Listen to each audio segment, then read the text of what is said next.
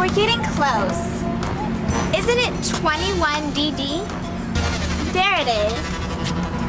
DD for Dr. D? He has his own boat dock?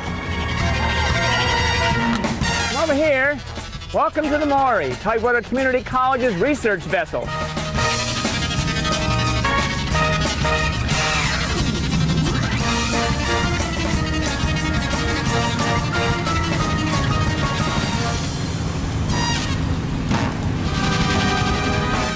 Dr. D, we learned about waves and tides, but we need to know more about oceans. Let's start at the very beginning.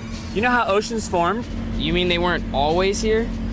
No, not always. When the Earth began about 4.6 billion years ago, volcanic eruptions helped to form an atmosphere. That included water vapor. So were the oceans created when it rained? That's right. About 3.8 billion years ago, the lower areas of the Earth's crust, called basins, filled with rainwater.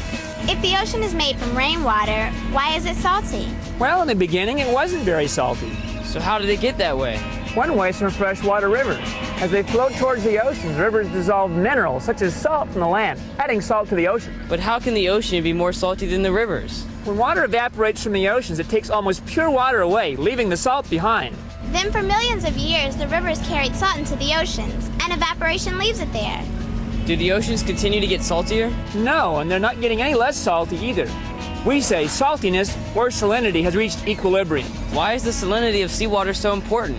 One reason is that it's a major factor in creating ocean currents. Let's do an experiment.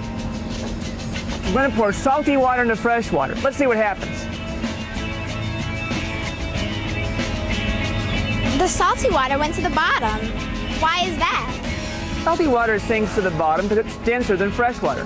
A gallon of salt water weighs more than a gallon of fresh water. Take them, test it out. They both feel the same.